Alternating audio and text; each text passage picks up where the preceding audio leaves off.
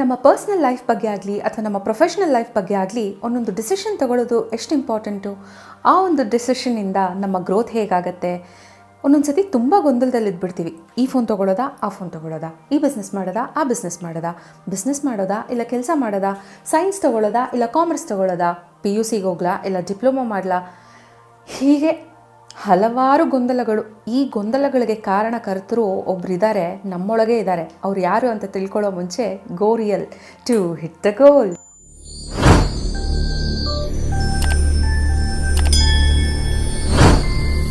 Welcome back to Lalli's master keys. ಈ ಒಂದು ಗೊಂದಲಗಳಿಗೆಲ್ಲ ಕಾರಣಕರ್ತರು ಒಂದು ಲಾಜಿಕಲ್ ಮೈಂಡ್ ಮತ್ತೊಂದು ಎಮೋಷನಲ್ ಮೈಂಡ್. ಈ ಲಾಜಿಕಲ್ ಮೈಂಡ್ನ ಕಾನ್ಷಿಯಸ್ ಮೈಂಡ್ ಅಂತಾನು, ಈ ಎಮೋಷನಲ್ ಮೈಂಡನ್ನು ಸಬ್ಕಾನ್ಷಿಯಸ್ ಮೈಂಡ್ ಅಂತಾನು ಕರೀತಾರೆ. ಇದ್ರ ಬಗ್ಗೆ ನಾನು ಈಗಾಗಲೇ ಒಂದು ವಿಡಿಯೋನ ಮಾಡಿದ್ದೀನಿ. ನೋಡಿಲ್ಲ ಅಂದರೆ ಈಗಲೇ ಹೋಗಿ ನೋಡ್ಕೊಂಡ್ಬನ್ನಿ. ಇಲ್ಲೇ ಮೇಲ್ಗಡೆ ಕಾಣ್ತಿರೋ ಐ ಬಟನ್ನ ಕ್ಲಿಕ್ ಮಾಡಿದ್ರೆ ನಿಮ್ಮನ್ನು ಸ್ಟ್ರೈಟಾಗಿ ಆ ವಿಡಿಯೋದಕ್ಕೆ ಕರ್ಕೊಂಡು ಹೋಗುತ್ತೆ.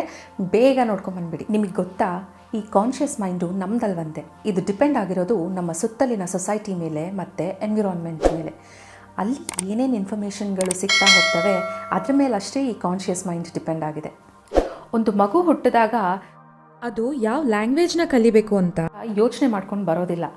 ಅದಕ್ಕೆ ಕಾನ್ಷಿಯಸ್ ಮೈಂಡೇ ಇರೋದಿಲ್ಲ. ಅದಕ್ಕೆ ಇರೋದು ಸಬ್ಕಾನ್ಷಿಯಸ್ ಮೈಂಡ್ ಅಷ್ಟೇ. ಅದಕ್ಕೆ ತನ್ನ ಸುತ್ತ ಯಾವ ಒಂದು ಲ್ಯಾಂಗ್ವೇಜ್ನ ಮಾತಾಡ್ತಿರ್ತಾರೆ ಅದೇ ಒಂದು ಲ್ಯಾಂಗ್ವೇಜ್ನ ಇಂಪ್ರೆಷನ್ನು ಸಬ್ಕಾನ್ಷಿಯಸ್ ಮೈಂಡಲ್ಲಿ ಕೂತ್ಕೊಂಡು ಬೆಳೀತಾ ಬೆಳೀತಾ ಅದೇ ಲ್ಯಾಂಗ್ವೇಜ್ನ ಮಾತಾಡೋದಕ್ಕೆ ಶುರು ಮಾಡುತ್ತೆ. ಆ ಮಗು ಕನ್ನಡ ಮಾತಾಡೋರ ಮನೇಲಿ ಹುಟ್ಟಿದರೆ ಕನ್ನಡ ಕಲಿಯುತ್ತೆ, ತೆಲುಗು ಮಾತಾಡೋರ ಮನೇಲಿದ್ದರೆ ತೆಲುಗು ಕಲಿಯುತ್ತೆ, ತಮಿಳ್ ಮಾತಾಡ್ತಿರೋರ ಮನೇಲಿದ್ದರೆ ತಮಿಳನ್ನ ಕಲಿಯುತ್ತೆ. ಹೀಗೆ ಯಾವ ಲ್ಯಾಂಗ್ವೇಜ್ ಮಾತಾಡ್ತಿರ್ತಾರೋ ಅದನ್ನೇ ಕಲಿಯುತ್ತೆ.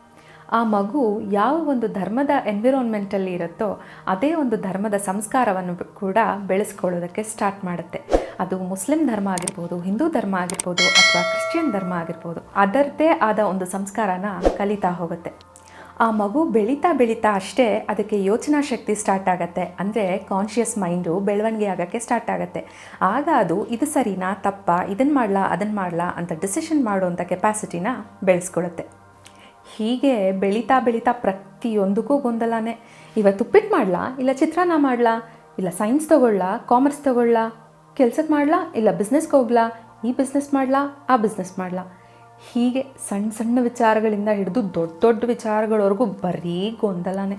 ಈ ಒಂದು ಗೊಂದಲಗಳ ಮಧ್ಯೆ ನಾವು ಯಾವ ಒಂದು ಡಿಸಿಷನ್ ತೊಗೊಳ್ಳೋದ್ರಾಯಿತು, ಲಾಜಿಕಲ್ ಮೈಂಡ್ ಮಾತನ್ನ ಕೇಳಿ ಡಿಸಿಷನ್ ತೊಗೊಳ್ಳೋದ್ರಾಯ್ತಾ ಅಥವಾ ಎಮೋಷ್ನಲ್ ಮೈಂಡ್ ಮಾತು ಕೇಳಿ ಡಿಸಿಷನ್ ತೊಗೊಳ್ಳೋದ್ರಾಯ್ತಾ?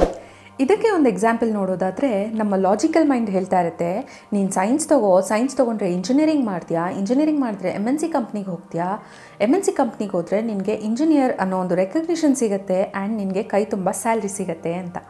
ಇದು ಡಿಪೆಂಡ್ ಆಗಿರೋದು ನಮ್ಮ ಹೊರ ಪ್ರಪಂಚದಲ್ಲಿ ಜನರು ಏನೆಲ್ಲ ಹೇಳ್ತಾ ಇದ್ದಾರೆ, ಏನು ಎಕ್ಸ್ಪೆಕ್ಟ್ ಮಾಡ್ತಾ ಇದ್ದಾರೆ ಅದರ ರಿಲೇಟೆಡ್ ಆಗಿ ನಮ್ಮ ಕಾನ್ಷಿಯಸ್ ಮೈಂಡು ಈ ಒಂದು ರಿಸಲ್ಟ್ನ ಹೇಳ್ತಾ ಇದೆ.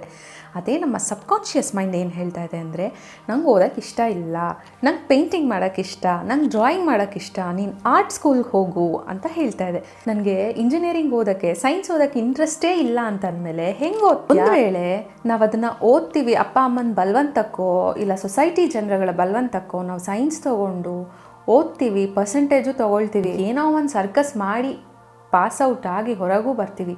ಆದರೆ ಮುಂದೆ ಏನು, ನಮ್ಗೆ ಅದ್ರ ಮೇಲೆ ಇಂಟ್ರೆಸ್ಟೇ ಇಲ್ಲ, ಅಲ್ಲೇನು ಮಾಡಬೇಕಂತಲೇ ಗೊತ್ತಿಲ್ಲ. MNCಗೆ ಹೋದ್ಮೇಲೆ ನಮ್ಗೆ ಅಲ್ಲಿ ಏನು ಕೆಲಸ ಮಾಡಬೇಕಂತಲೇ ಗೊತ್ತಾಗ್ತಿಲ್ಲ ಅಂತಂದರೆ what is a purpose?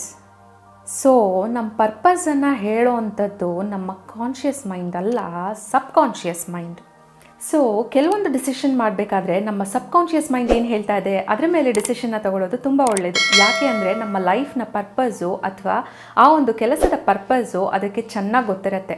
Conscious mind ಮಾತು ಬರೀ ಔಟ್ಸೈಡ್ ವರ್ಲ್ಡ್ ಮೇಲೆ ಡಿಪೆಂಡ್ ಆಗಿರುತ್ತೆ ಆ್ಯಂಡ್ ಅದರ ಪರ್ಪಸ್ ಏನು ಅನ್ನೋದೇ ಗೊತ್ತಿರಲ್ಲ. ಒಟ್ಟು ಮಾಡಬೇಕು, ಮಾಡೋಣ, ನೋಡೋಣ ಅನ್ನೋ ಹಾಗಿರುತ್ತೆ.